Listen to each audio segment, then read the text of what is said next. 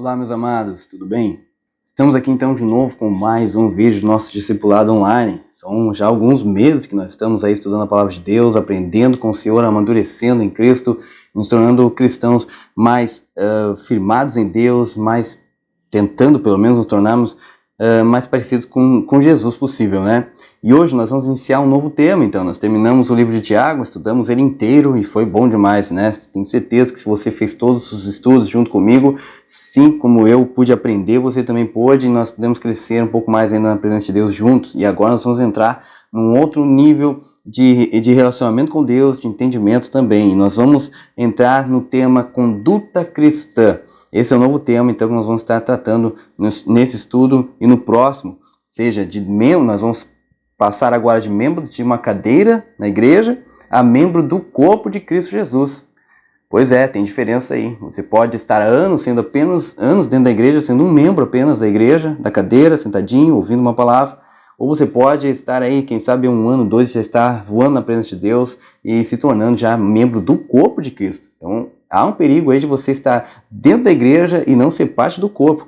Nós precisamos entender isso melhor. E por isso nós vamos estudar hoje um texto que está no livro de Tito.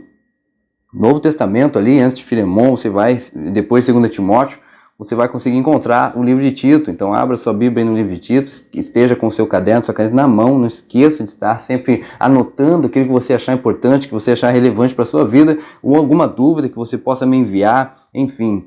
Não deixe também de convidar outras pessoas para estar fazendo esse discipulado conosco. Você vê que está disponível aí gratuitamente, qualquer um pode acessar a hora que quiser, pode rever os vídeos também que ficou alguma dúvida para tentar entender melhor, enfim, ou que você acabou não conseguindo assistir, você pode voltar ali e assistir de novo. O que importa é que a gente possa crescer o máximo possível na presença de Deus, porque os dias nos exigem isso, né? Que a gente precisa, quanto mais próximo de Deus está, melhor nesses dias que estamos enfrentando hoje. Ok? Então, livro de Tito, capítulo 1, nós vamos a partir de hoje começar uma caminhada de membro da cadeira a membro do corpo. Lembra das prudentes, das 5, havia 10 noivas esperando o noivo, 5 prudentes, 5 não prudentes.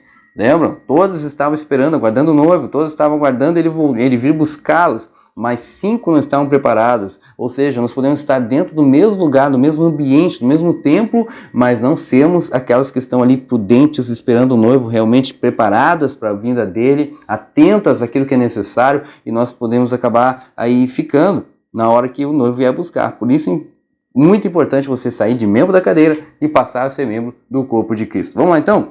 Tito capítulo 1, e já no versículo 1 nós vamos passar a estudar e ver o que o Senhor pode nos ensinar a respeito disso. Primeiro, diz assim o versículo 1: Paulo, servo de Deus e apóstolo de Jesus Cristo, para levar os eleitos de Deus à fé e ao conhecimento da verdade, que conduz à piedade, fé e conhecimento, que se fundamentam na esperança da vida eterna, a qual o Deus que não mente prometeu antes dos tempos eternos. No devido tempo, ele trouxe à luz a sua palavra por meio da pregação a mim confiada por ordem de Deus, nosso Salvador. A Tito, meu verdadeiro filho em nossa fé comum.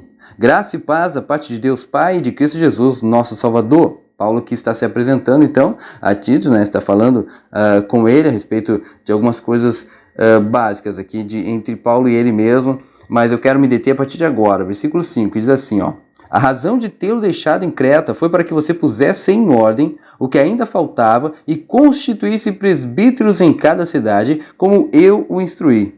É preciso que o presbítero seja irrepreensível, marido de uma só mulher, e tenha filhos crentes que não sejam acusados de libertinagem ou de insubmissão. Por ser encarregado da obra de Deus, é necessário que o bispo seja irrepreensível, não orgulhoso, não briguento, não apegado ao vinho, não violento, nem ávido por lucro desonesto. Ao contrário, é preciso que ele seja hospitaleiro, amigo do bem, sensato, justo, consagrado, tenha domínio próprio e apegue-se firmemente à mensagem fiel da maneira como foi ensinada, para que seja capaz de encorajar outros pela sã doutrina e de refutar os que se opõem a ela. Pois há muitos insubordinados que não passam de faladores e enganadores, especialmente os do grupo da circuncisão. Deixa eu parar por aqui. para a gente não se perder muito. Então você vê, ele está falando aqui para Tito formar dentro do corpo de Cristo, ali dentro da igreja, dentro daquele grupo de pessoas que estavam se formando ali uma igreja, ele deveria levantar homens capazes com essas características para se tornarem presbíteros. É certo que aqui está falando para autoridades, bispo ou presbítero, mas isso cabe a nós também. Nós que queremos amadurecer, queremos crescer em Deus, nós precisamos entender que Deus não espera que a gente fique apenas sentado numa cadeira e ouvindo uma palavra todo domingo, ouvindo uma palavra a cada culto e glória a Deus, aleluia, na segunda segue vida e assim vamos embora. Não, Deus espera mais de você, Deus quer usar você, Deus quer fazer de você uma ferramenta afiada e poderosa nas mãos dele para o fim que ele preparou para você cumprir. Então você precisa entender essa necessidade de, agora que você amadurecer um pouco, crescer um pouco, descobrir qual é o chamado de Deus para a sua vida e começar a trabalhar nesse chamado, começar a desenvolvê-lo com a ajuda do Senhor Jesus Cristo. Mas precisamos saber que existe aqui uma conduta cristã que o Senhor espera não apenas de um presbítero, não apenas de um líder, não apenas de um pastor, de um bispo, não, ele espera de todo aquele que se diz ser servo de Cristo Jesus, aquele que está saindo de apenas um membro de uma igreja como para se tornar membro do corpo de Cristo. E o que ele espera, né? Que nós sejamos pessoas irrepreensíveis, né? Que nós tenhamos fidelidade dentro do nosso relacionamento conjugal. Que não haja adultério, que não haja qualquer espécie, sabe, de relacionamento externo, além do nosso cônjuge. Ele espera que a gente seja hospitaleiro, Deus espera que nós possamos ter filhos que sejam obedientes, que sejam tementes a Deus. Então existe uma conduta aqui. E eu quero tratar passo a passo dela para que a gente possa entender melhor. Então o que diz? O versículo 6, é preciso que o presbítero, mas você pode entender como um membro do corpo, um membro maduro, uma pessoa de fé, uma pessoa de Deus que está entendendo a palavra, seja irrepreensível, ou seja irrepreensível nos seus caminhos, sua maneira de falar, de pensar, de sentir, as suas emoções têm que ser controladas pelo Espírito Santo de Deus, para que você caminhe e trilhe um caminho de forma irrepreensível, de forma que não haja o que reclamar de você, não haja nada para acusar você, né? Marido de uma só mulher, né? E que eu falo da fidelidade de ambos, não só do marido, mas também da esposa, ter fidelidade, lealdade dentro do relacionamento. Uma pessoa precisa aprender a ensinar os seus filhos da maneira correta, como diz aqui, ter filhos crentes que não sejam acusados de libertinagem ou de submissão. Como é triste, gente, que nós que somos pais, ver nossos filhos envergonhando às vezes nossas vidas com suas atitudes, mas isso não é nada mais do que o espelho que eles têm às vezes de casa, ou a falta de um espelho dentro de casa. Então são duas coisas, são dois extremos que nós precisamos cuidar. Como você tem sido em casa é a mesma pessoa que você é na igreja, né? Como os seus filhos veem você fora de um templo, né? Fora da casa de Deus, fora do seu ministério, como eles veem você como pai, como mãe? É a mesma forma que eles enxergam você como um irmão em Cristo, como um pastor, um líder? Sabe, eles conseguem ver você a mesma pessoa, independente de se você está dentro da igreja ou fora? Então essas coisas são importantes para a gente aprender. A pessoa que quer andar com uma conduta correta diante de Deus precisa sim preocupar em educar seus filhos da maneira correta e de acordo com a palavra de Deus. Diz também aqui que essa pessoa não pode ser orgulhosa, não pode ser briguento, né? Nem apegado ao vinho, não violento, nem ávido por lucro desonesto. São coisas muito importantes para nós também, não só para um líder. Porque a gente espera muito dos líderes, mas a gente esquece de olhar para nós mesmos. Mas existe uma conduta que nós precisamos exercer enquanto membros deste corpo. Diz o versículo 8 também, ao contrário, preciso que seja hospitaleiro, amigo do bem, sensato, justo, consagrado, tenha domínio próprio, né? Que apegue-se firmemente à mensagem fiel da maneira como foi ensinada. Isso é uma conduta cristã. Você não pode sair deturpando a palavra, mudando ela, fazendo com que a palavra fique agradável a você. Não, ela não tem que ser agradável a você, ela tem que ser agradável a Deus. A palavra é dele, pertence a ele. Quem somos nós para querer mudar? Quem somos nós para querer dizer que não é pecado algo que o Senhor está dizendo que é pecado? Quem somos nós para tentar aliviar um fardo que Deus tornou ele pesado, ou então pesar um fardo que Deus tornou leve pela sua palavra? Quem somos nós, né? Então nós precisamos entender essas verdades. Eu com a minha conduta cristã, eu preciso me manter firmado na palavra da verdade e não tentar distorcê-la de alguma maneira só para me beneficiar de algo. Diz mais também, né? Para que seja capaz de encorajar outros pela sã doutrina e também de refutar os que se opõem a ela. Então, com que autoridade eu vou refutar algo que eu estou ouvindo que não pertence a Deus, se eu mesmo estou transformando ou mudando a palavra para meu bel prazer? Então, não teria autoridade alguma. No versículo 10 diz: pois há muitos insubordinados que não passam de faladores e enganadores, especialmente os do grupo da circuncisão. É necessário que eles sejam silenciados, pois estão arruinando famílias inteiras, ensinando coisas que não devem, e tudo por ganância. Então, uma pessoa que quer exercer uma conduta cristã correta, abençoada, ela precisa amadurecer na fé. Ela precisa entender a palavra para que ela não seja levada por essas pessoas que, por ganância, estão pregando coisas só para atrair pessoas, coisas que atraem pessoas, mas não transformam elas, coisas que prendem pessoas na igreja, mas não mudam o seu caráter. Não tem aqueles evangelhos, né, do sucesso, do dinheiro, da fama, sabe? O evangelho que tudo pode. Esses evangelhos baratos, que não são reais, que não estão de acordo com a verdadeira palavra de Deus, são usados muitas vezes por pessoas gananciosas, pessoas que querem realmente o dízimo, querem realmente o dinheiro, querem realmente os bens das pessoas, ou a quantidade de pessoas dentro da sua igreja, mais do que a transformação do caráter delas. Então, se você tem uma conduta cristã correta, se você busca a palavra de Deus, busca compreender, entender, você consegue se desvencilhar disso, você consegue evitar andar em lugares que estão sob esse espírito, sob o domínio desse espírito ganancioso, orgulhoso, soberbo. Amém, queridos? Então, precisamos ter a nossa vida fundamentada na palavra, para que a gente possa não só reputar, mas que a gente possa ensinar também, encorajar outras pessoas a seguir a doutrina sã, a verdadeira doutrina, que é a palavra do Senhor. E então a gente consegue também rebater aquilo que está errado. Versículo 12, um dos seus próprios profetas chegou a dizer: cretenses, sempre mentirosos, feras malignas, glutões preguiçosos. Tal testemunho é verdadeiro. Portanto, repreenda-os severamente para que sejam sadios na fé. E não deem atenção a lendas judaicas nem a mandamentos de homens que rejeitam a verdade. Para os puros, todas as coisas são puras. Mas para os impuros e descrentes, nada é puro. De fato, tanto a mente como a consciência deles estão corrompidas. Olha só esse interessante versículo, principalmente esse versículo 15, que é o último que nós vamos ler hoje. Para os puros, todas as coisas são puras, mas para os impuros e descrentes, nada é puro. Então, ou seja, não se trata de que eu acho todas as coisas puras, não. Não é isso que o texto está dizendo.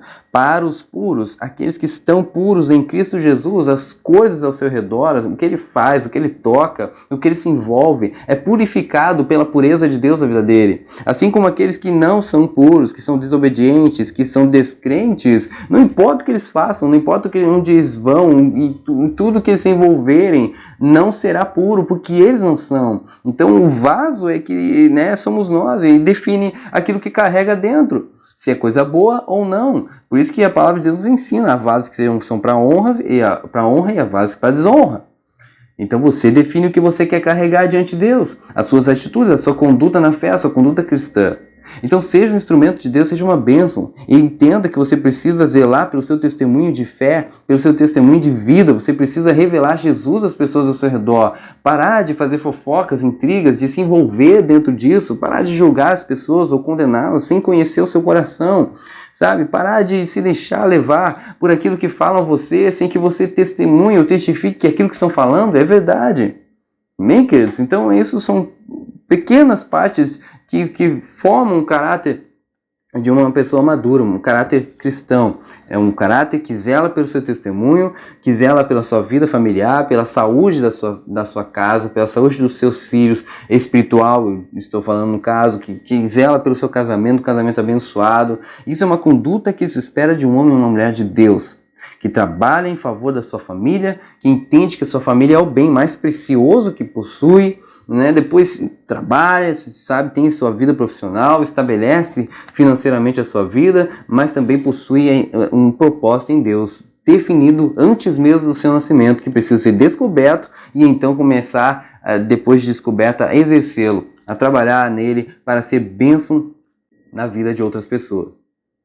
Amém, queridos? Então, entenda isso. Nós, como cristãos, como pessoas de fé, como filhos de Deus, nós precisamos entender que temos que exercer uma conduta que realmente represente aquilo que cremos.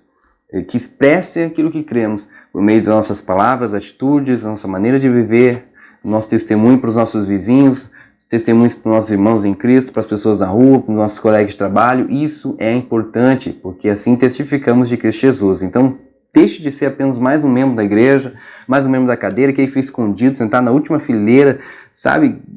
Não, você tem um propósito, você tem um chamado diante de Deus, e você precisa exercê-lo. Então, pare de ter vergonha e medo do que as pessoas vão falar a seu respeito. Ao invés de ficar preocupado com o que as pessoas vão falar de você, ou por conta de o que elas vão pensar, poxa, era um e agora é outro, pare de pensar nisso.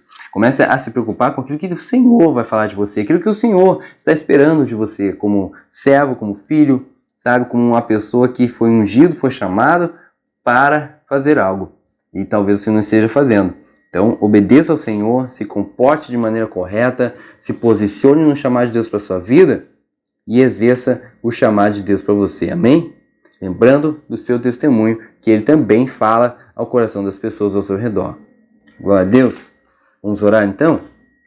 Pai, nós te louvamos e te agradecemos, Senhor, por esse entendimento, pelo amadurecimento e crescimento espiritual que o Senhor tem nos dado, Senhor, mediante a cada estudo, mediante a cada parte desse discipulado que nós estamos nos dedicando.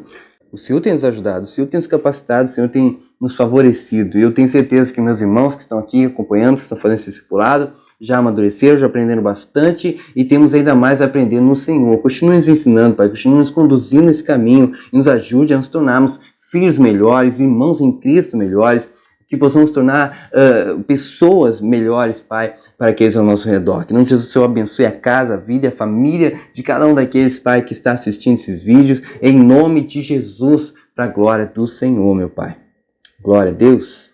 Amém, queridos? Muito obrigado mais uma vez por você estar comigo aí, fazendo mais esse discipulado, mais um estudo. Nós estamos aí caminhando já para a última etapa desse discipulado, né, que eu espero que tenha sido e venha a ser ainda muito mais útil para a sua vida. Amém? Então não deixe de compartilhar, não deixe de comentar, deixa aí se foi bom, se foi bem, se serviu para alguma coisa na sua vida, se realmente te ajudou de alguma forma. Isso me ajuda muito e me deixa muito feliz de saber que talvez possa ter ajudado você de alguma maneira. Esse é o meu desejo mais sincero, é poder ajudar as pessoas em dias difíceis, em dias que a apostasia tem tomado conta de muitos corações. Então não deixe que isso aconteça. Continue comigo aí estudando até o fim desse discipulado. Amém? Deus abençoe essa vida em nome de Jesus e um grande abraço.